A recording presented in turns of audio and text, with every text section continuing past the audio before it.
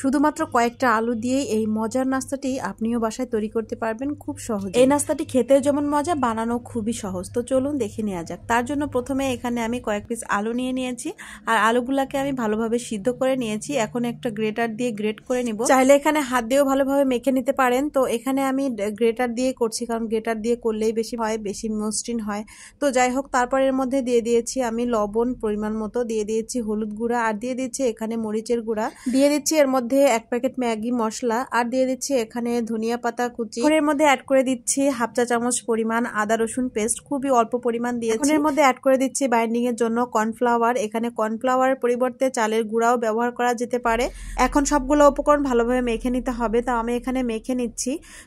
তো মাখানো হয়ে গেলে তারপর এর পর্যায়ে এর মধ্যে কিছু পরিমাণ রান্নার তেল অ্যাড করে দিয়েছি। তো এই তো আমার ডোটা তৈরি করা হয়ে গেছে। ডোটা তৈরি করার সময় যদি মনে হয় যে একটু নরম হয়ে গেছে, তো তখন এর মধ্যে কিছু চালের গুঁড়া কিংবা একটু কর্নফ্লাওয়ার অ্যাড করে দিলেই হয়ে যাবে। এই তো ডোটাকে এখন একটা বেলনি দিয়ে বেলে একটা রুটি শেপ দিয়ে নিতে হবে। তো আমি এখানে বেলে নিচ্ছি, খুব বেশি মোটাও হবে না আবার খুব বেশি চিকনও হবে, একটু মিডিয়াম রাখছি। তো আমার এখানে বেলা হয়ে গেছে। এখন একটা ছুরি দিয়ে আমি চারিপাশটা একটু কেটে নিব।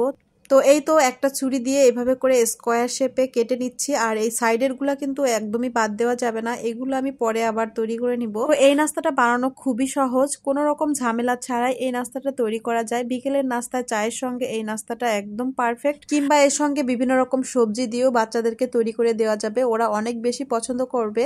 তো এই তো এখন এইভাবে করে কেটে নিব। তো এইভাবে কাটার পরে কিন্তু খুব বেশিক্ষণ রাখা যাবে না, খুব বেশিক্ষণ রাখলে আবার একদমই নরম হয়ে যেতে পারে।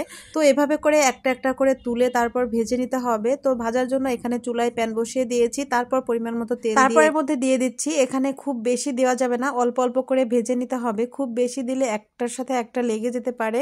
তো তারপর এখানে দিয়ে ভালোভাবে ভেজে নিচ্ছি লাল লাল করে। অল্প কিছু উপকরণে এই নাস্তাটি অনেক বেশি মজার হয়ে থাকে, আর বিশেষ করে বাচ্চারাই এই নাস্তাগুলি একটু বেশি পছন্দ করে স্ন্যাক্স হিসাবে। তো এই তো এভাবে করে একটু সময় নিয়ে তারপর আস্তে আস্তে ভেজে নিতে হবে। তো আমার এখানে ভাজা হয়ে গেছে। এখন পর্যন্ত যে সকল আপু এবং ভাইয়ারা আমার ভিডিওটি দেখছেন, সবাইকে অসংখ্য ধন্যবাদ এত ধৈর্য সহকারে দেখার জন্য। আর ভালো লেগে থাকলে প্লিজ একটি লাইক কমেন্ট করতে ভুলবেন না। তো এই তো নাস্তাটি আমার একদমই রেডি। এখন এটা গরম গরম পরিবেশন করতে পারেন চায়ের সঙ্গে কিংবা যে কোনো ধরনের সসের সাথে। ভীষণ মজার এই নাস্তাটি, আর এটা ভালো লেগে থাকলে একবার হলেও বাসায় ট্রাই করে দেখতে পারেন কতটা মজার হয়ে থাকে। অনেক বেশি মজা হয়ে থাকে খেতে, আর বানানো খুবই সহজ। মজার মজার ও সহজ রেসিপি পেতে আমার পেজের সাথেই থাকবেন। যারা আমার ফেসবুক থেকে দেখছেন তারা প্লিজ একটি লাইক দিয়ে পেজের সাথেই থাকবেন, আর যারা ইউটিউব চ্যানেল থেকে দেখছেন চ্যানেলটি সাবস্ক্রাইব করে আমার চ্যানেলের সাথেই থাকবেন। আজ বিদায় নিচ্ছি, আবারও চলে আসবো অন্য কোনো নতুন রেসিপি নিয়ে। সেই পর্যন্ত সবাই ভালো থাকবেন, সুস্থ থাকবেন, আর আমার পেজের সাথেই থাকবেন। আল্লাহ হাফেজ।